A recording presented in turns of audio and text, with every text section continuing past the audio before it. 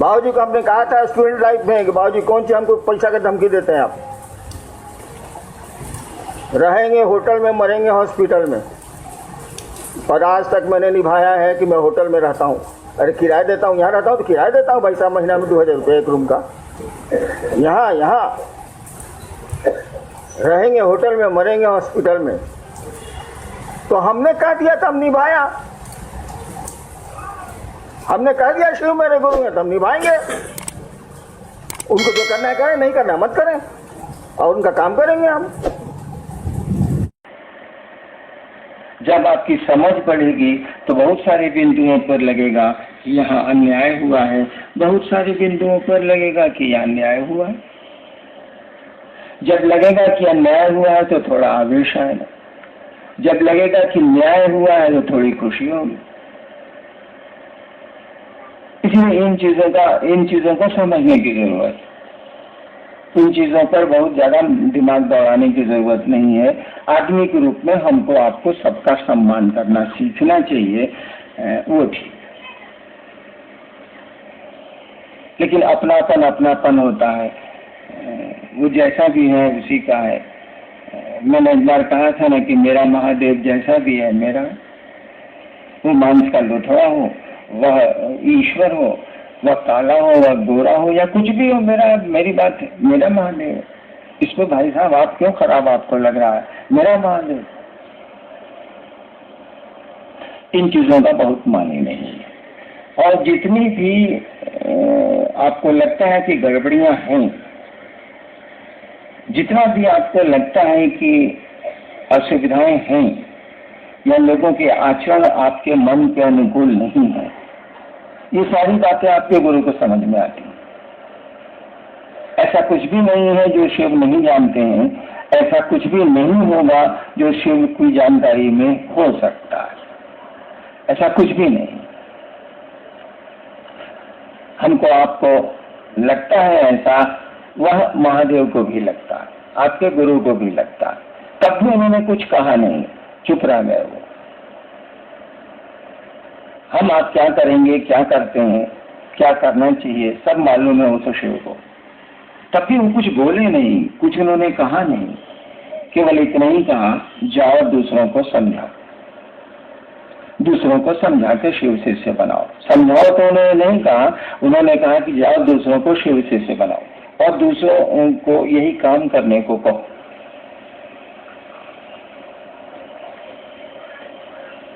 उनको सब मालूम होगा जरूर कि भविष्य में क्या क्या होगा, और उनको अगर नहीं मालूम है तो शिष्य को तो मालूम हो ही नहीं सकता। तब भी वो कुछ नहीं बोले, चुप रह गए। क्यों चुप रह गए, इसका उत्तर तो उन्हीं के पास है। जो हम लोगों ने सुना उतना ही बोल सकते हैं। यानी जो उसने कहा है, अगर आप उसी पर खड़े रह जाएं। मैंने कहा था 1-2 दिन पहले कि आप गड्ढों को देखेंगे तो आपकी यात्रा गड्ढों की ओर होगी, आप खराबियों को देखेंगे तो आपकी यात्रा खराबियों की ओर होगी, आप अच्छाइयों को देखेंगे तो आपकी यात्रा अच्छाई की ओर होगी। तो जो गुरु ने कहा उस पर नजर रखिएगा, उस पर चलने की मंशा रखिएगा, उस पर चलने की कोशिश करिएगा, तो आप देखेंगे धीरे धीरे धीरे धीरे सारी चीजें ठीक हो रही हैं, ठीक हो जाएंगी। याद करिए, आज से 20 साल पहले, 15 साल पहले बिहार में जब शिव शिष्यता शुरू हुई थी तो कितनी तरह की बातें आई थी। किसी ने 13 सूत्र बनाए, किसी ने 21 सूत्र बनाए, किसी ने 2 सूत्र बनाए, किसी ने कुछ किया, किसी ने कुछ किया, किसी ने कुछ किया। आज क्या स्थिति? हम लोगों ने कुछ नहीं कहा किसी पर। जो गलत थे वो खुद ही अलग होते चले गए, जो सही थे वो खुद ही सटते चले गए। हम लोगों ने कुछ नहीं कहा, किसी का विरोध नहीं किया, लेकिन चीजें सुधरती चली गई। कितना बहुत कुछ सुंदर हो गया है शिव शिष्यता में। बहुत कम जगह गड़बड़ियां हैं और वो गड़बड़ियां भी खत्म हो जाएंगी अगर उन गड़बड़ियों पर आप ध्यान नहीं देंगे।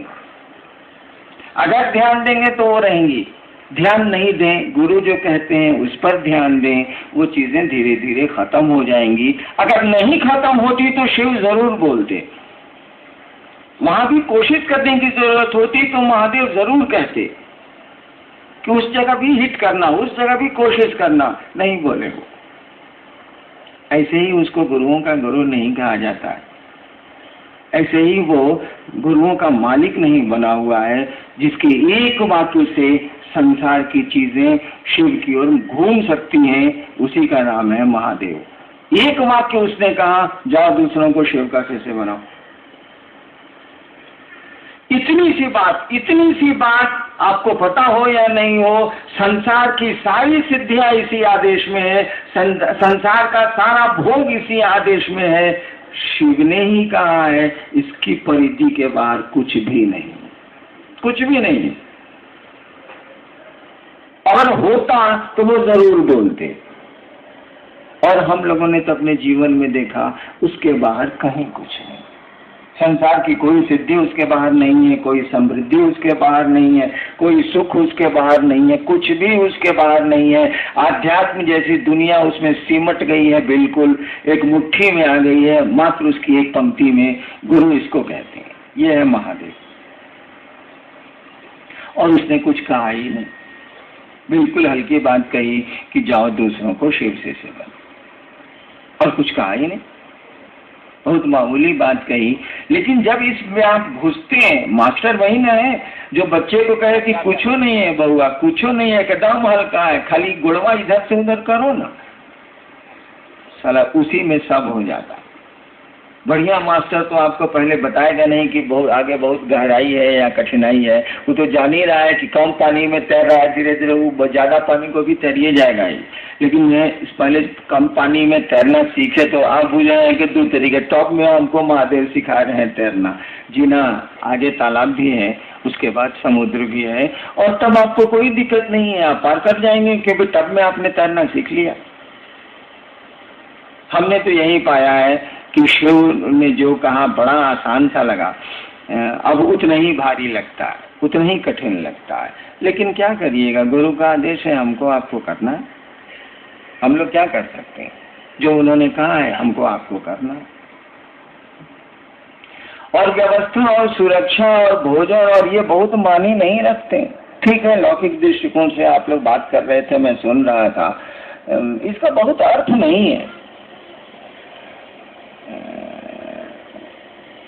सब कुछ हम लोग अपने माथे ले लेंगे तो कुछ तो शिव करेंगे, कुछ तो महादेव को करना होगा, कुछ उनके भी हिस्से छोड़ दीजिए कि वो कुछ करें, थोड़ा करें।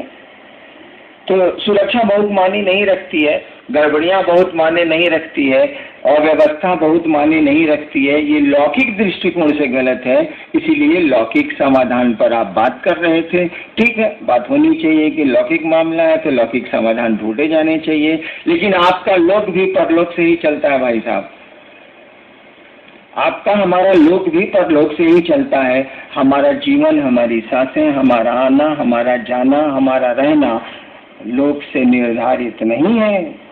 हम आप बैठ के किसी के, इतने आदमी हैं, किसी के जीवन को नहीं बचा सकते, बहुत कठिन है। देखिए फिर इतने लोग हैं, इतनी शक्तियां हैं, सब टुकड़े टुकड़े में शक्तियां बैठी हैं उस शिव की, कुछ नहीं कर सकते। यानी हमारा आपका ये जीवन भी वहीं से चलता है, दिखता है लोक में, लेकिन इसके पीछे जो ऊर्जा आई है, जो शक्ति काम कर रही है, वो हमारे आपकी आंखों से नजर नहीं आती, वो परलोक की है, दूसरे लोक की। तो लौकिक रूप से जो व्यवस्थाएं जरूरी है हम आप जरूर करेंगे, और हमको आपको करना चाहिए। लोक, क्योंकि लोक में हम रहते हैं, इस दुनिया में हम रहते हैं, तुरंत आरोप और आक्षेप हम पर आप पर लगेंगे। तुरंत लोग कहेंगे कि ऐसा हुआ, ऐसा हुआ, ऐसा हुआ, इससे तो बचना ही पड़ेगा। लेकिन अगर महादेव का आदेश आप ठीक से करते हैं तो ये आरोप नहीं लगेंगे। आपको महादेव ने कहा दूसरों को शिव शिष्य बनाओ, अब आप शराब पी के मंच पर जाइएगा, लोग कहेगा दारू पिए हुए हैं, साला क्या बोले। देखिए गुरु का आदेश आपको गड़बड़ा रहा है, उन्होंने कहा दूसरों को शिव शिष्य बनाओ, वो कहेगा कि नहीं साहब कौन सी बोलेगा, शिव शिष्य बनाओ, ऐसा अपने दारू पी के बैठा हुआ। देखिए आपको गुरु का कार्य करने में संयम बरतने की जरूरत हो गई।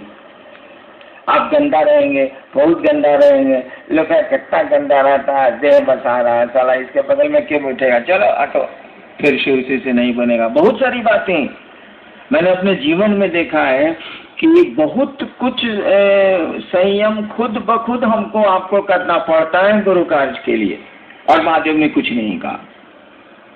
आज से 15 साल पहले कार्यशाला हुई थी तो लोगों ने प्रस्ताव दिया था कि शिव शिष्यता में अनुशासन लागू किया जाए।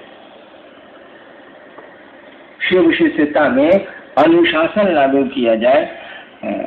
तो मैंने कहा था कि कोई अनुशासन शिव शिष्यता में लागू नहीं किया जाएगा।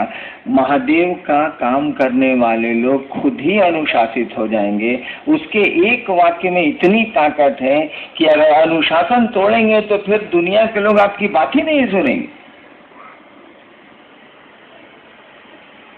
और जैसे जैसे शिव शिष्यता में हम आगे बढ़ेंगे, जैसे जैसे हमारा आपका शिष्य भाव शिव की ओर चलेगा, सब कुछ ठीक होता चला जाएगा।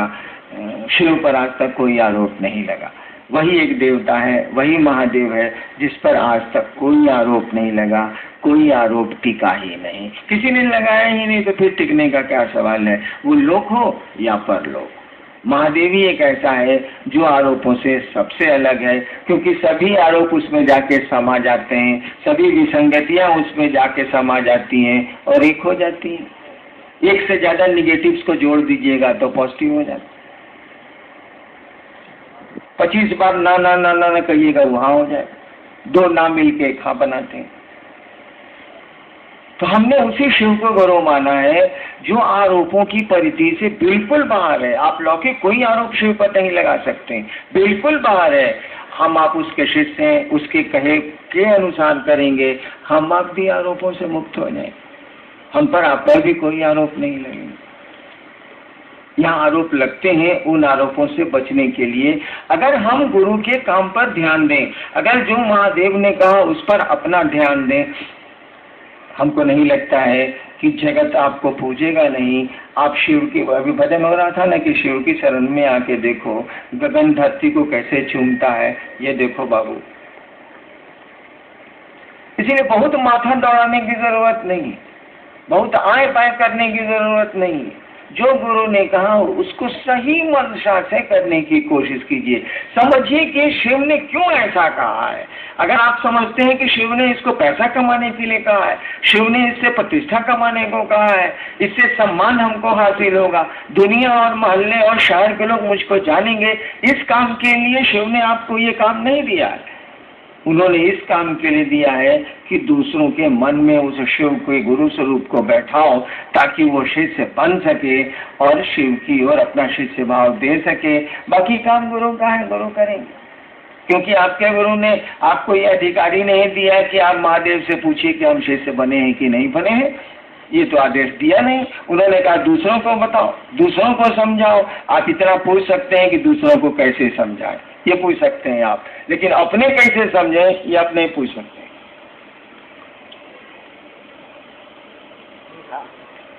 क्यों कहा ऐसा? क्यों नहीं कहा कि तुम पूछना हमसे कि तुम शिव शिष्य हुए कि नहीं हुए? क्यों कहा? क्यों नहीं कहा? इसीलिए नहीं कहा, ये तो गुरु की जिम्मेवारी है। कोई शिष्य होगा तो उसको शिव बनाने की गुरु की जिम्मेवारी है। तो वो क्यों तुमसे आपसे कहेगा कि तुम कहाँ पहुंचे हमसे पूछना? उसकी तो ड्यूटी है, वो तो करेगा। तो आपको स्कोप क्यों देगा? नहीं होगा कब न पूछिएगा। या जो गुरु ने कहा और उससे जो नतीजे आने वाले थे, आने वाले हैं, वो नतीजे नहीं आएंगे तब ना सवाल उठेंगे। नतीजे नहीं आने का कौन सवाल है? 5 करोड़ मच्छर विक्रांत जलपोत पर बैठ गया है। वो जो पहले चलता था ना जलपोत विक्रांत, अब तो बंद हो गया। उस पर 5 करोड़ मच्छरे बैठ के कैप्टन से कहे कि कैप्टन साहब हम लोग 5 करोड़ आपके जलपोत पर आ गए हैं, कहीं ऐसा तो नहीं कि धंस जाएगा? विक्रांत का कैप्टन कहेगा कि बाबू हमरे डेक पर तो फुटबॉल खेला जाता है, हम ये देख कर 8-8 हवाई जहाज एक साथ उतरते और चाहते हैं। तुम्हारे 5 करोड़ मच्छर के बैठने से क्या अंतर आता है? 10-20 करोड़ और हो तो आ जाओ, कोई दिक्कत नहीं है। हम खुलेंगे और जहाँ जाना है पहुँच जाएंगे। तुम बैठो, कोई दिक्कत नहीं। उड़ोगे तभी दिक्कत है, उड़ जाओगे तब फिर तो हम तुमको पहुँचा नहीं सकेंगे। तुम्हारे वजन से इस जलपोत को में कोई हलचल नहीं होने वाली है। थोड़ी हलचल भी होती, वो भी नहीं होने वाली है। तो शिव गुरु का तो ऐसा पद है कि हम पूरा जगत समा जाए। जगत मैंने धरती, जगत में बहुत छोटी चीज है। पूरी धरती समा जाए, पूरा जगत समा जाए, तब भी उस जलपोत में कोई हलचल नहीं होने वाली है, कोई उसको दिक्कत नहीं होने वाली है। आदमी रहे तब ना, यहाँ शिव ही गुरु है, आदमी तो हम लोगों के बीच में गुरु नहीं है। और गुरु से, शिव से हम लोगों को जोड़ना है। लोगों के मन में शिव को उतारना है, उस गुरु को उतारना है। उतारना तो शिव को है, लेकिन शिव उतरेंगे नहीं जब तक वे ही गुरु के रूप में उतरेंगे नहीं। क्योंकि गुरु का काम ही है कि आपको वो शिव से जोड़ते हैं, आपको परमात्मा बनाते हैं। हमको आपको जुड़ना है उस महादेव से ही जिसकी घरों में पूजा होती है। लेकिन हम लोग आप जुड़ कर तो आ रहे हैं। पूजा पूरी की पूरी पूजा जो हमारी चल रही है, स्थापित जो पूजा पद्धतियां हैं, वो पद्धतियों में आके दम तोड़ रही है, विधियों में आके दम तोड़ रही है। नतीजे तो आ नहीं रहे, बहुत कम आ रहे हैं, बहुत हल्के आ रहे हैं। लेकिन वो पद्धति में ही वो पानी नलके से कहाँ से गिरेगा, पाइपे में खत्म हो जा रहा है, नल से आ ही नहीं रहा, तो प्यास तो मिटेगी नहीं। बूंद बूंद कभी टपक गया तो प्यास मिट गई, अन्यथा वो पानी का सप्लाई तो पाइप में ही रह जा रहा है, चल ही नहीं पा रहा है। बिना गुरु के ये काम होता नहीं है। हम लोगों ने कहा उस शिव को गुरु बनाइए। धीरे धीरे मैं देख रहा हूँ कि शिव को गुरु आप बना रहे हैं क्षेत्रों में। आप धीरे धीरे मुझको भी गुरु बनाते चले जा रहे हैं। इस आदत को छोड़िए। आदमी का स्वभाव है कि उसको प्रत्यक्ष रूप से कोई चीज थमा दीजिएगा, वो अप्रत्यक्ष को नहीं खोजेगा। ये घटना मेरे साथ कई बार हुई है। पहले मेरे साथ बहुत सारे लोग रहते थे जो आंख से दिखते नहीं, अभी भी रहते हैं, लेकिन कुछ नहीं करते हैं वो लोग। पहले किया करते थे तो सब काम उन्हीं को मैं कह देता था, जो भी जरूरत पड़ी मैंने उनको कह दिया, काम हो गया। वो आध्यात्मिक हो या लौकिक हो, लौकिक बात तो मैं बहुत कम करता हूँ, कह दिया करता था, काम हो जाता। धीरे धीरे उन लोगों ने मेरा साथ छोड़ना शुरू किया, कह के छोड़ना शुरू किया कि रहेंगे लेकिन करेंगे नहीं। तो मुझको बड़ी दिक्कत हुई कि भाई रहिएगा करिएगा, नहीं तो करेगा कौन। लेकिन वो लोग अपनी बात पर अड़े रहे, रहते तो रहने को तो रहने लगे, लेकिन कुछ नहीं करना मैंने कुछ नहीं करना शुरू किया, कुछ नहीं करते। अब नतीजा क्या होगा? काम तो है, लोगों को शिव गुरु से जोड़ना है, धरती पर भी काम है, जरूरतें पड़ती हैं। अब उपाय क्या है? तो मैं अब कोई उपाय नहीं चला तो मैंने महादेव से जुड़ना शुरू किया। ठीक उसी तरह से आप मुझसे लोगों को जोड़ देंगे तो वो शिव से जुड़ेगा नहीं, वो मुझको ही पकड़ लेगा। इसमें हमको आपको सतर्क होना चाहिए। वरेण्य गुरु बाता की स्थिति को कम करना होगा और उस गुरु की स्थिति को मजबूत करना होगा, सामने लाना होगा। अगर मुझको आप सामने लाएंगे तो मैं दिखता हूँ, मैं हूँ, स्थूल शरीर में हूँ, लोग मुझको पट से पकड़ लेंगे। बड़ी आसानी होती है शरीर में किसी को पकड़ लेने की, क्योंकि वो कहीं रहता है, कहीं वहाँ जा सकता है, मिला जा सकता है। शिव से जुड़ना थोड़ा आदमी को अकबक लगता है, क्योंकि वो शरीर में नहीं है, उनसे जुड़ना एक लंबी यात्रा है, इसीलिए आदमी उसको जल्दी पकड़ता नहीं है।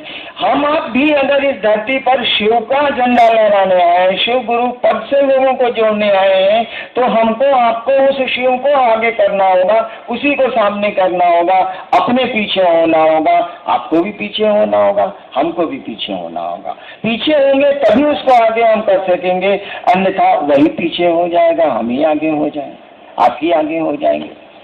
इसलिए क्षेत्रों में भी आप शिव के गुरु स्वरूप को स्थापित करने की कोशिश करिए। मैं नहीं चाहता कि मेरा नाम नहीं लीजिए, लेकिन पूरी चर्चा में मेरा एक बार नाम ले लीजिए, काम बहुत है। लोग तो ऐसे ही पूछेंगे कि किसने इसको शुरू किया। मुझको हटाना चाह के भी आप हटा नहीं सकते हैं, तो साटना क्यों चाहते हैं? जब किसी चीज को हटा के भी हटाया नहीं जा सकता तो उसको साटने की कोशिश क्यों की जा रही है भाई साहब? जो चीज आपको जिंदगी में हासिल होनी है उसके लिए प्रयास क्यों करते हैं भाई साहब? एक आदमी ने पटने में मुझसे कहा कि जी मन करता है कि हम आत्महत्या कर लें। वो आदमी यहाँ बैठा हुआ, 15-20 साल पहले की बात है कि उस आदमी ने हमसे कहा कि जी एकदम परेशानी, जगत की दुनिया, जगत है, दुनिया है, आत्महत्या कर लें। मैंने कहा था अगर आत्महत्या नहीं करिएगा तो मरिएगा नहीं क्या? भाई मरेगा तो सब कोई इस दुनिया में है कि भाई जो काम होने रहे उसको आप कहाँ कर रहे हैं, दूसरे को करने दीजिए। हमको आपको वहां से जाना है तो आप कोशिश जाने की कहाँ कर रहे हो? तो ले ही जाएगा, जाना नहीं भी चाहिएगा तब वो ले जाएगा। तो अपनी जान क्यों हट रहे हैं भाई? क्यों आत्महत्या करना चाह रहे हैं आप? क्योंकि आपकी हत्या तो होने वाली है। भले वो हत्या कानून में हत्या नहीं हो, मौत उसको भले कह दीजिए आप, लेकिन हमको आपको तो यहाँ से हंता योग तो ही ले रहे हैं, मरना तो ही ले। तू कमाओ काहे कर रहे हैं? आप जब भी शिव से अपने को जोड़ेंगे, जब भी आप शिव गुरु से अपने को जोड़ेंगे, आज तक तंत्र का नियम रहा है, आज तक पूजा का नियम रहा है। भारतवर्ष बहुत होशियार देश है ये। इसने जिसको भी परमानेंट करना चाहे उसको शिव से जोड़ा है। जिस देवी को इसने चाहा है कि ये देवी बनी रहे उनको शिव से जोड़ दिया गया। जिनको कम जोड़ा गया वो धीरे धीरे मिट गई, जिनको पूरी तरह शिव से जोड़ा गया वो है, आज भी है, एक बलि है शिव से। वही, क्योंकि वही शिव सत्य है, वही सुंदर है। सत्य का मानी ही होता है जिसमें कभी कोई परिवर्तन नहीं होता है। सत्य शब्द का अर्थ होता है तो हलंत कहिए या यह कहिए, वही सत्य है, वही परमानेंट है, वही अस्थाई है, और कुछ भी यहाँ अस्थाई नहीं है। जब भी किसी को शिव से आप जोड़ेंगे वो चीजें अस्थाई होती चली जाएंगी। आप शिव का काम करते हैं, लोगों को शिव से जोड़ते हैं, उसके गुरु पद से जोड़ते हैं, धीरे धीरे आप अस्थाई होते चले जाएंगे। तो इसके लिए कोशिश कहाँ कर रहे हैं बापा? इसके लिए चेष्टा कहाँ कर रहे हैं? जो चीज मिलने वाली है उसके लिए हाय क्या हो रहा है? आप शिव से जुड़ेंगे, प्रतिष्ठा आपको कोई देने से रोक नहीं सकेगा, सम्मान कोई देने से रोक नहीं सकेगा। सांप जब जहर रखता है और टेढ़ा चलता है और गलती से शिव मंदिरों की नालियों से शिवलिंग पर चला जाता है, अरे वो पूजा जाता है, लाठियां नहीं खाता, अक्षत और फूल दिए जाते हैं, दूध दिया जाता है उसको, जबकि वह नाली का सांप है, सड़कों का सांप है। गलती से, भूल से, घूमते घूमते वह शिव मंदिरों की नालियों से शिवलिंग तक चला गया है। जनमानस उसकी पूजा करता है, और वही शिव मंदिरों से जब बाहर निकल जाता है तो लाठियां मिलती हैं, लोग मारते हैं और शिवलिंग पर उसकी पूजा करते हैं। बक्सर के प्रोग्राम में मैं गया था, दीदी भी आपकी थी। मैं चलने लगा तो 6-7-8 साल पहले की बात, 10 साल मैं चलने लगा तो प्रेस वालों ने मुझको घेरा। चलते समय मैं भागता हूँ, महोत्सव में जब खत्म होता है तो मैं भागता हूँ। इसीलिए भागता हूँ कि आप पाँव छूने के लिए शोर करेंगे, पाँव छूने की कोशिश करेंगे, और 5 आदमी हैं तब तो कोई दिक्कत नहीं है, लेकिन अगर 500 हैं और 5000 हैं तब तो अफरा तफरी मचेगी। गुरु बहनों की साड़ियाँ फटेंगी, आपके कपड़े फटेंगे, लोगों के पाँव टूटेंगे, हाथ टूटेंगे। इसीलिए रोक लगी हुई है कि नहीं, आप पाँव नहीं छू सकते। तो मैं हड़बड़ी में था, गाड़ी में चढ़ने जा रहा था, सतीश जी लोग सब लोग थे, रामविलास जी थे, मैं गाड़ी में चढ़ने जा रहा था। प्रेस वालों ने घेरा कि सर कुछ बोलिए, सर कुछ बोलिए। हम कहा भैया मैं उठ गया, अब क्या बोलूं। गाड़ी तक मेरा पीछा किया, अंत में कहा कि अगर लिख सकते हैं, सुन सकते हैं तो एक बात सुन लीजिए। उसने पूछा था प्रेस वालों ने कि आप इतने लोकप्रिय क्यों हैं? उस समय की बात है। अब तो पूछेगा कि आप लोकप्रिय, अब शब्द मेरे लिए खत्म हो गया। उस समय पूछा था कि आप इतने लोकप्रिय क्यों हैं, इतने लोग आपको सुनने क्यों हैं, यही सवाल था उसका। हम कहा हम जा रहे हैं भैया, हम हड़बड़ी में जा रहे थे। तो मैंने उत्तर दिया था कि एक वाक्य में अगर समझ सकते हैं तो समझ लीजिए, सड़क के सांप को किसी ने शिवलिंग पर रख दिया। सड़क के सांप को किसी ने शिवलिंग पर रख दिया है, लेकिन उस सांप को ये याद है कि उसको किसी ने रख दिया। सड़क के सांप को किसी ने शिवलिंग पे रख दिया है तो पुजारा है, लोकप्रिय है, लेकिन सांप को याद है कि किसी ने रख दिया है, यानी सांप बहादुर जी पूछ लीजिए, जो रखा उतारी हो सकता है, जब उतारेगा तो कितना लठी मिलेगा सो पूछ लीजिए। हमने यही कहा था, सड़क के सांप को किसी ने शिवलिंग पर रख दिया है, लेकिन सांप को ये याद है कि किसी ने रख दिया।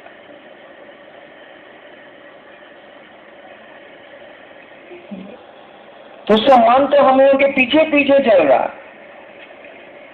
उसकी कोशिश क्या, उसके लिए प्रयास क्या, वो चाहिए उसको आपको हटाना कि हटाइए हटाइए हटाइए, हटे उठेगा नहीं आपसे।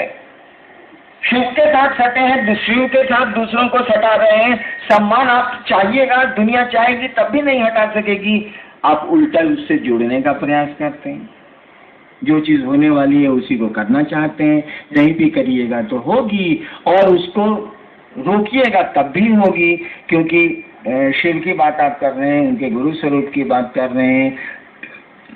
सम्मान तो आपके साथ सटा होगा, उसके लिए कोशिश क्यों करते हैं, उसके लिए चेष्टा क्यों करते हैं? एक समय आएगा कि सम्मान आपको मिल जाएगा। अभी ही बहुत सारे गुरु भाई हैं जिनको मोहल्ले वाले नहीं जानते थे, अब जिलों से बाहर राज्य वाले उसको जानते हैं। देखिए सम्मान मिल रहा है कि नहीं मिल रहा है, वो चाहता नहीं है तब भी मिल रहा है, और चाहता है तब तो सारा महादेव के चले नहीं,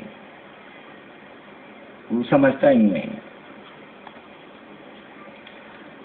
तो हमको आपको वही करना है जो हमारे आपके गुरु ने कहा, और उसकी मंशा, और हमारे आपके करने की मंशा वही होनी चाहिए जो गुरु चाहते हैं।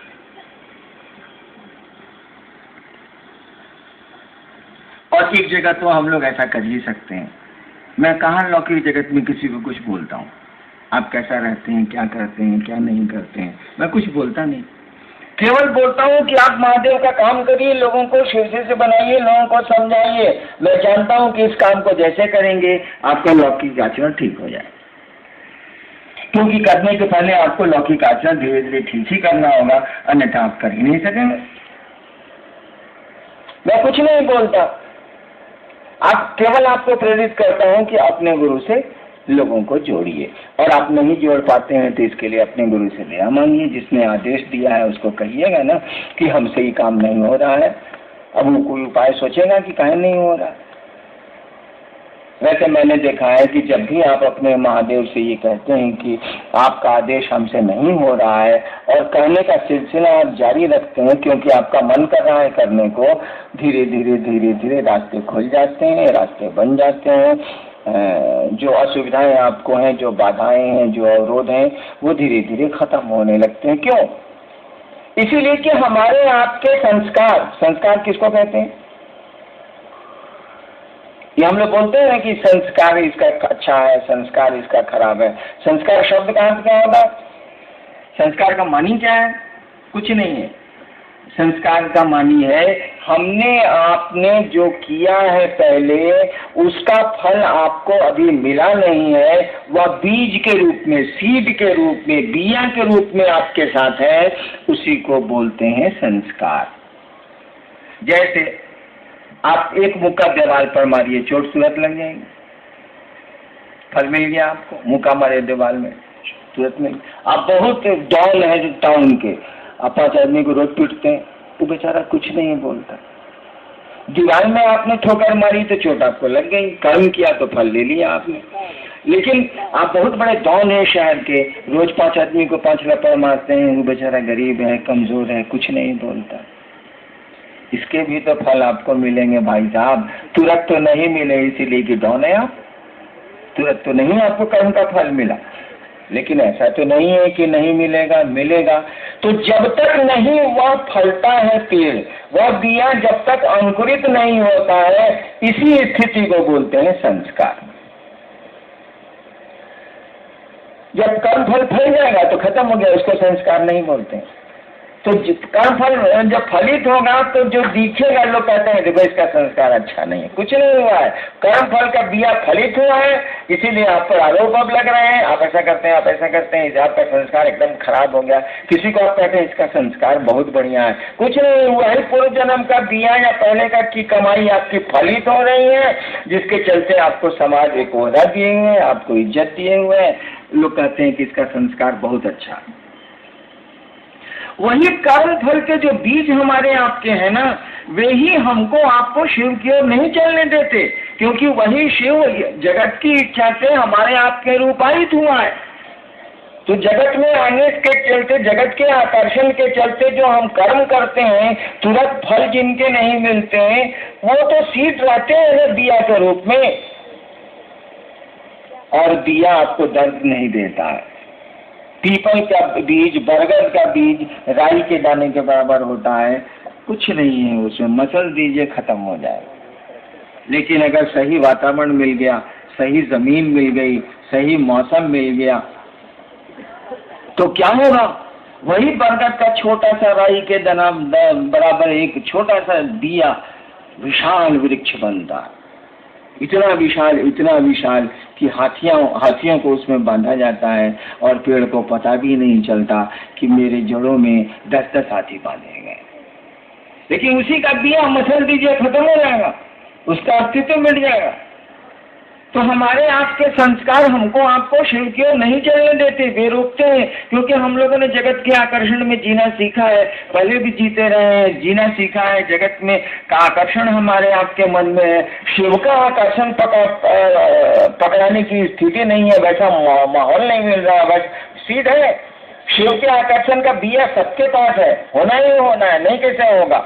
मैं इसकी व्याख्या भी कर सकता हूँ। दिया है हम लोगों के पास, लेकिन न हवा ठीक मिलती है, न पानी ठीक मिलता है, न मौसम ठीक मिलता है, तो दिया अंकुरित ही नहीं होता, दबाइया हो जाता है, झाड़ियाँ उग जाती है, जिसको सही में उगना चाहिए था पौधे को, उगता ही नहीं है, पानी नहीं है, हवा नहीं है, मौसम नहीं है।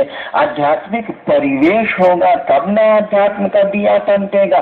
परिवेश ही नहीं है, कोई समझाने वाला ही नहीं है, कोई बताने वाला ही नहीं है, कोई प्रेरित करने वाला ही नहीं है, और इसीलिए महादेव ने कह दिया जाओ दूसरों को समझाओ।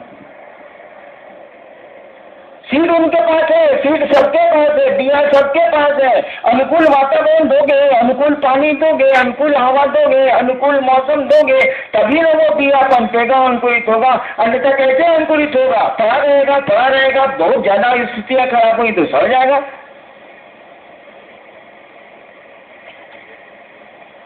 गुरु की दया इन्हीं संस्कारों में परिवर्तन करती है। गुरु की दया हमारे प्रारब्ध कर्मों में परिवर्तन करती है।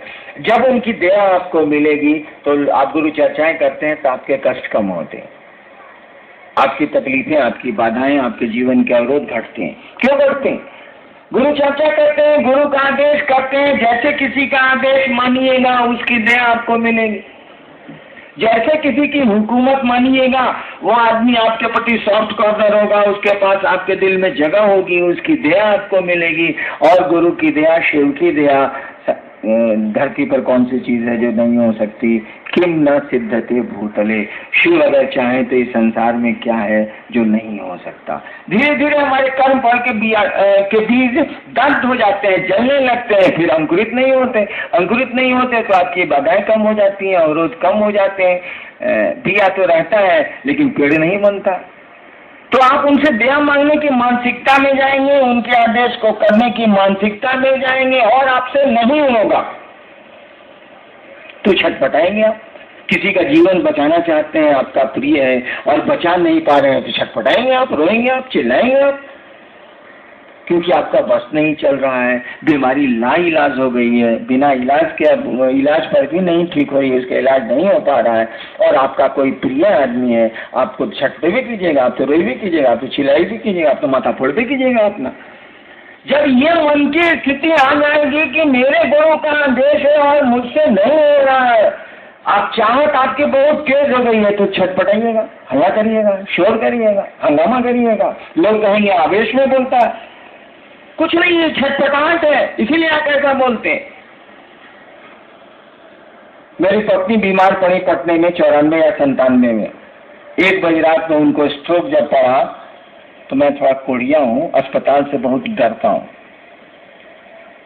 तो हमने कहा कि फ्लैश से डॉक्टर लोग को बुलाओ, जल्दी बुलाओ, जल्दी बुलाओ, जल्दी बुलाओ। मेरी साली मेरे रूम में थी, स्ट्रोक कर गया तो मेरी साली मेरे रूम में थी। एक हाथ उसने मार दिया कि चलिए अस्पताल लेके चलिए, चलिए अभी अस्पताल लेके। देखिए दिस इज आवेश। उसकी छोटी बहन है, उसको नहीं बर्दाश्त हुआ, एक हमको ठेल दिया उसने, गाड़ी निकलवाओ जल्दी से, चलिए लेके दीदी को। आवेश, अपनापन का आवेश यही है। उसने मारा मुझको थोड़ा ही, उसका अपनापन आवेशित हो गया। तो जब हमको आपको कोई चीज हम चाहेंगे और नहीं मिलेगी तो छटपटाहट होगी, आवेश होगा। आप नहीं करेंगे तो मैं आवेशित खुद ही होता हूँ, कम होता हूँ लेकिन होता हूँ। आखिर कोई कितना कहेगा, सोचिए तो। कहते कहते कार्यशाला बुला रहे हैं, ये कर रहे हैं, वो कर रहे हैं, वो कर रहे हैं, कितना कोई कहेगा। अंत में तो कबीर ने कहा अब कुछ कहना नहीं, जा साला, कहना था सो कह दिया, अब कुछ कहना नहीं। बैठा दरिया माँ, साला नदी के बीच में हम बैठ गए, साला आओ चाहे जाओ, एक आई दूजी गई, बैठा दरिया माही, साला आओ चाहे जाओ, कहना था सो कह दिया, अब कुछ कहना नहीं। यहाँ भी कभी आवेशित है, कारण के साथ कहना था सो कह दिया, अब कुछ कहना नहीं। एक आई दूजी गई, बैठा दरिया माही, नदी में बैठिएगा तो क्या होगा, लहरें आएंगी और जाएंगी। तो आदमी आवेशित हो जाता है, कहते कहते थक जाता है, तब भी आप नहीं समझते हैं, उसके प्रिय का काम आप नहीं करते हैं जो आपका प्रिय होना चाहिए, तो आवेशित तो हो ही जाएगा वो। उसमें उसका कोई दोष नहीं, हम आप भी होते हैं। आपका बच्चा बुखार से तड़प रहा है और ड्राइवर गाड़ी निकालने में देर कर रहा है, आप आवेश में तो आएंगे ही आएंगे क्योंकि आपका बच्चा है। तो जब हम आप इस आवेश में आए, होना चाहिए आवेश रहित आवेश, चार्जलेस चार्ज होना चाहिए, लेकिन ये शिव को छोड़ के किसी को नहीं। कोई आवेश रहित आवेश रखता हो या उस शिव को छोड़ के, और एक देवी है महाकाली, इन दोनों को छोड़ के इस संसार के किसी देवता को नहीं है, किसी देवी को नहीं है।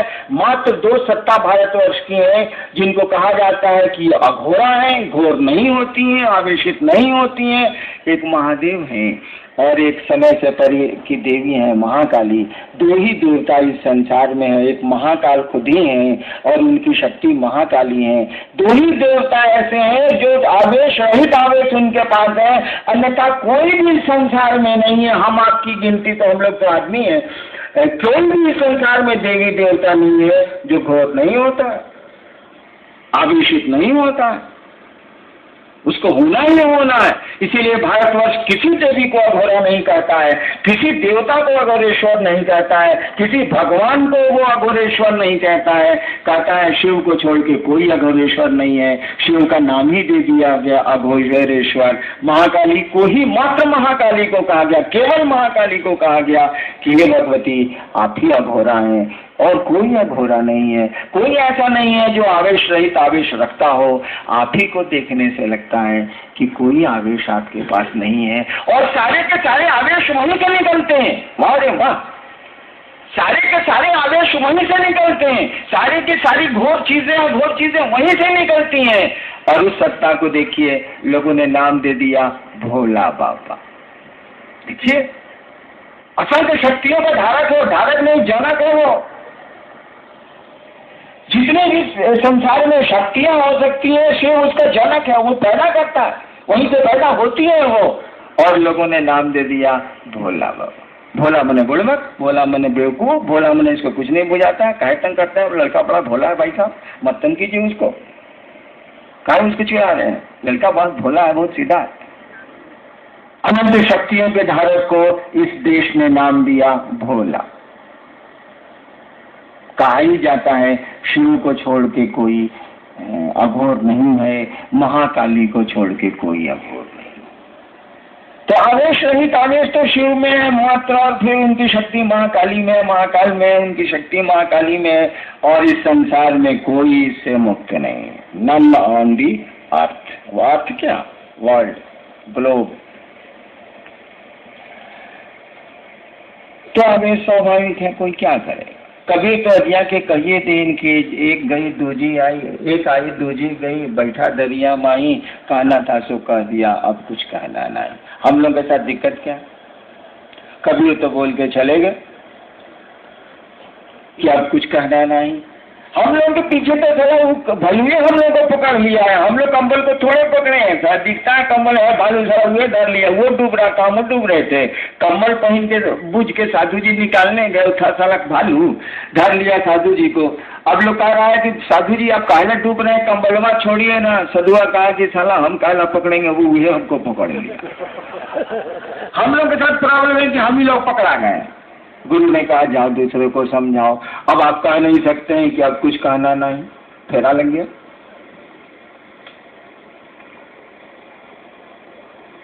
जब आपके गुरु का ही आदेश है कि दूसरे को समझाओ, तो कबीर बहुत सुंदर लगता हो, उनकी बोली उनकी बहुत अच्छी लगती हो, तो अच्छी लगने से क्या होगा, गुरु का आदेश है समझाओ।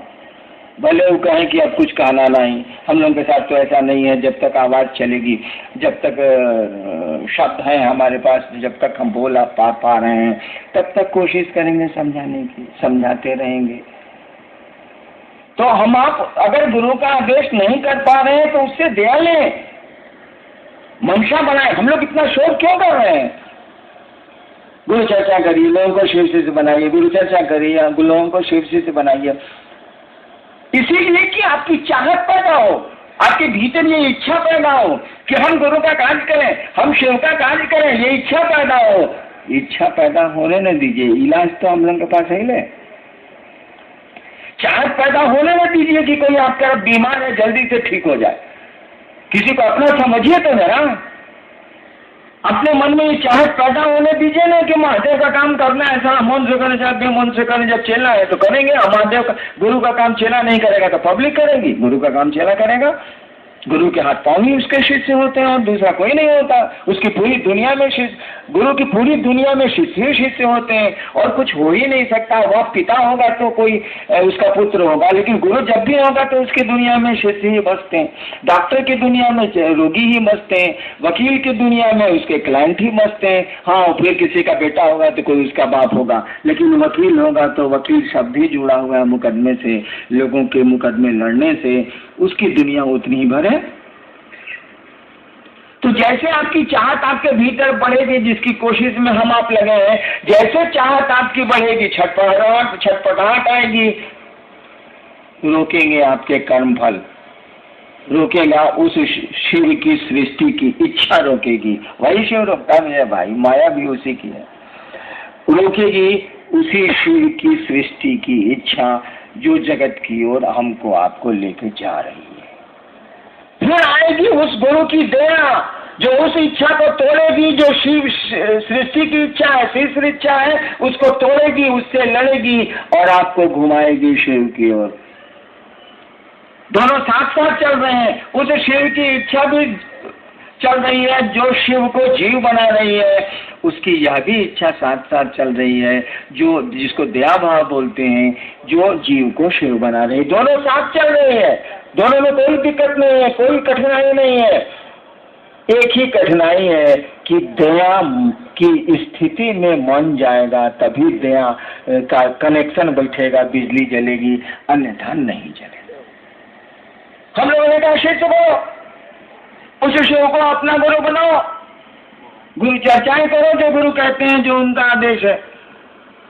जैसे जैसे ही चाहत में जाएंगे आप, जैसे जैसे कोशिश करेंगे कि हम भी गुरु चर्चा करें, हे महादेव हम पर आप दया कर दीजिए कि आपका होशियारी यही ना है भैया, कोई काम कोई कह रहा है करने के लिए पॉट से कर दीजिए, तब ना अपना काम थमाइएगा, नहीं क्या भक्ता की नहीं सल रहे, नहीं होशियारी है।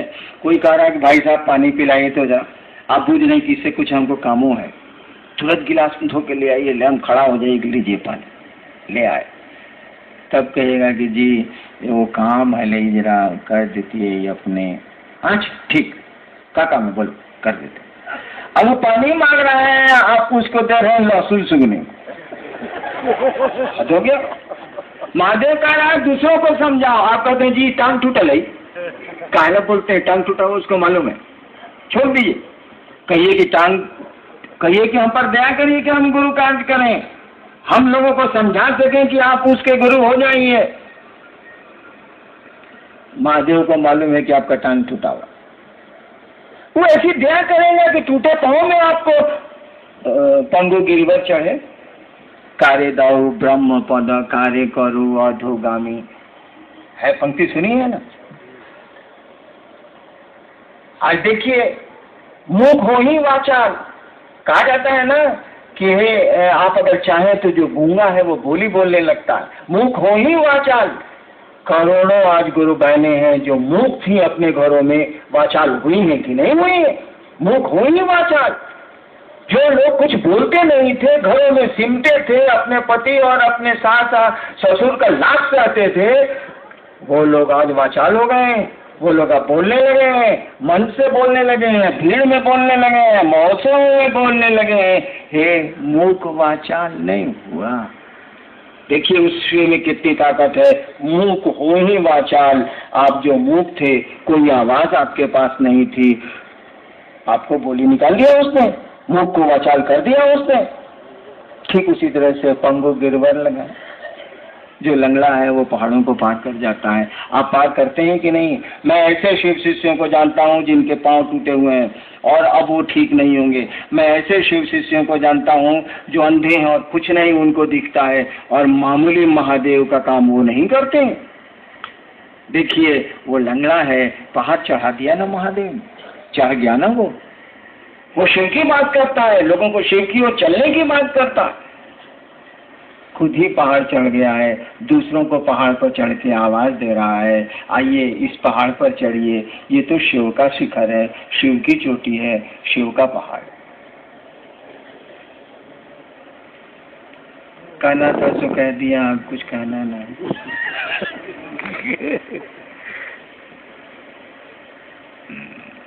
मुझको तो अच्छा लगा आपका आना। आपको मेरा आना अच्छा लगा कि नहीं लगा ये मैं नहीं जानता, लेकिन मुझको आपका आना जरूर अच्छा लगा। और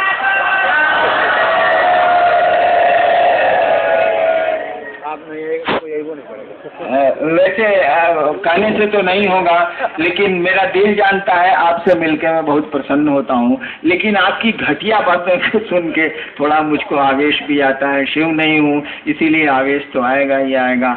मैं हीरा बांटता हूँ, आप यहाँ से ले जाते हैं बालू, गुस्सा तो जरूर आए। आप आके कहते हैं कि ये दिक्कत है, ये दिक्कत है, ये दिक्कत है, ये दिक्कत है। हम कहते हैं तुम शिव को ले जाओ नहीं यार, वो अस्थाई निदान है तुम्हारा। तुम्हारी एक बीमारी तो मैं ठीक कर सकता हूँ, तुम्हारे एक कष्ट को तो मैं हटा सकता हूँ, लेकिन ऐसा थोड़ी है कि फिर रक्त बीज की तरह ये राक्षस पनपेंगे नहीं। एक एक बूंद जैसे जैसे खून गिरेगा, रक्त बीज की तरह दूसरा राक्षस पैदा होगा। जीवन दे डरे को दंड। हम आप इस धरती पर आए हैं, कौन धरती पर सुख पाया, जरा हमको बता दीजिए तो। कोई है? कोई नहीं है। एक बड़ी सुंदर कहानी है, मैं कभी कभी कहता था पहले। महाभारत खत्म हो रहा, 18 दिन का महाभारत खत्म हो रहा। भीष्म पितामह शरशय्या पर लेटे हुए, उनको इच्छा मृत्यु थी, इसीलिए उन्होंने कहा था कि सूर्य जिस दिन उत्तरायण होंगे मैं अपना शरीर छोड़ूं। महाभारत खत्म हो चुका है, 7 आदमी जिंदा, 5 पांडव, सात्विकी और कौन, छोड़िए कहानियां मैं भूल जाता हूँ। 7 आदमी जिंदा है। अर्जुन कह रहे हैं कृष्ण से, लाशें पड़ी हैं, जो चित्रण हम लोग के सामने किया गया, हम लोग क्या जाने, सारा महाभारत के समय में हम लोग कुकुर थे कि आदमी थे, क्या पता। अर्जुन कहते हैं कृष्ण से कि हे केशव, चलिए हम लोग भीष्म पितामह का दर्शन कर लें, पितामह का दर्शन कर लें। कृष्ण आते हैं, वो 5 पांडव, हाँ सात्विकी कृष्ण और 5 पांडव साथ हो ही गया। ये लोग आते हैं, भीष्म पितामह के सामने खड़े होते हैं, वो शरशय्या पर लेटे हुए हैं। भीष्म की आंखों से आंसू बह रहे, लेटे लेटे दोनों तरफ से आंख से आंसू बह रहे। अर्जुन ने भीष्म पितामह की आंख में आंसू देखे तो कृष्ण से सवाल किया कि केशव, पितामह को तो इच्छा मृत्यु है, 10 वसुओं में एक है ये, शिव के अनन्य भक्त ही ये परशुराम के शिष्य थे। और तब मौत से इनकी आंख में आंसू क्यों? मौत के भय से इनकी आंख में आंसू है। 10 वसुओं में एक है, इच्छा मृत्यु इनको प्राप्त है। परशुराम, महर्षि परशुराम के शिष्य है ये, और तब मौत का भय इनको सदा रहा है, इनकी आंख में आंसू है। अर्जुन कृष्ण से पूछा है, कृष्ण कोई उत्तर नहीं दे रहा, चुप। सवाल हुआ है केशव से, उत्तर आप दे रहे हैं भीष्म पितामह, लेटे लेटे। और भीष्म पितामह अर्जुन को उत्तर नहीं दे रहे हैं, अब कृष्ण को उत्तर दे रहे हैं। सवाल अर्जुन का केशव से है, केशव कुछ नहीं बोल रहे हैं, और भीष्म पितामह उत्तर दे रहे हैं अर्जुन को नहीं, कृष्ण को। भीष्म ने कहा, पितामह ने कहा कि केशव, मेरे आंखों में आंसू इसलिए नहीं है कि मुझको मृत्यु का भय है, मुझको तो इच्छा मृत्यु प्राप्त है, मौत से मुझको कोई भय नहीं। मेरी आंखों में आंसू इसलिए है कि जब से कृष्ण तुम्हारे, केशव तुम इन लोगों के साथ आए हो द्रौपदी के स्वयंवर से, मेरी आंखों में आंसू इसलिए है कि जब से केशव तुम पांडवों के साथ आए हो, साक्षात, मैं जानता हूं कि तुम साक्षात ईश्वर हो, साक्षात ईश्वर पांडवों के साथ हैं, और द्रौपदी के स्वयंवर में साथ आए थे। द्रौपदी के स्वयंवर से लेके आज तक दुखों का जो पहाड़ पांडवों पर गिरा है, उससे तो कौरव भी वंचित हैं। मैं इसीलिए मेरी आंखों में आंसू हैं कि उस परमात्मा की लीला का तो कुछ पता ही नहीं चलता। साक्षात परमात्मा पांडवों के साथ है, और कौन सा नतीजा इनका नहीं हुआ है। जब से साथ है, द्रौपदी के स्वयंवर से लेके आज तक जब से साथ है, इन पर जो दुखों और पहाड़ों का तूफान गिरा है, वो तो पांडवों पर भी नहीं, कौरवों पर भी नहीं गिरा। मेरी समझ में नहीं आता कि ईश्वर साथ में है, साक्षात केशव आप साथ में है, तब तो उनका सब नतीजा मुड़ गया। उस परमात्मा की, उस महाकाल की क्या लीला है, ये मेरी समझ में नहीं आ रहा है, और इसीलिए आंखों से आंसू बह रहे हैं। तो दुखों का क्या लीजिएगा, रुकावटों का क्या लीजिएगा। शिव भी साथ रहेंगे, और शरीर में हम आप हैं, और वो भी अगर शरीर में रहेंगे तो अपने ही नियम में बंद के शिव को रोना पड़ता है, हंसना पड़ता है, उसी के नियम बनाए हुए हैं। लेकिन नियम जब कानून सरकार ने बना दिया है, तो सरकार का कोई भी उच्च से उच्च पदाधिकारी हो, वह नियम उसको भी समेटते हैं। ठीक उसी तरह से नियम तो शिव की इच्छा से बने हैं, उसी के बनाए नियम हैं। लेकिन शिव भी जब धरती के दायरे में आएगा, शरीर में आएगा, या शरीर लेगा, भूख लगेगी फिर शरीर लेगा, तो उसको भी वही कानून पकड़ेगा, वही नियम उसको पकड़ेंगे। अंतर इतना ही होगा कि उसके पास इतनी ऊर्जा नहीं होगी कि जो चाहेगा उसको कर लेगा। कृष्ण जो चाहेंगे सो होगा, राम जो चाहेंगे सो होगा, नतीजा भी साथ ही साथ होगा।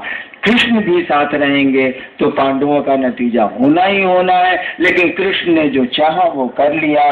शिव भी शरीर में आएंगे, जो चाहेंगे कर लेंगे।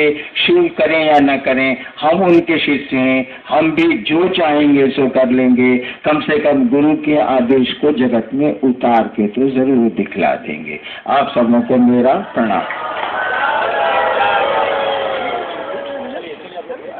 अब बताइएगा नहीं, अपना तो भी नहीं कीजिएगा, खाने के लिए इत्मीनान से खाइएगा, नहीं खाइएगा तो भी कोई रोज जुल्म नहीं हो।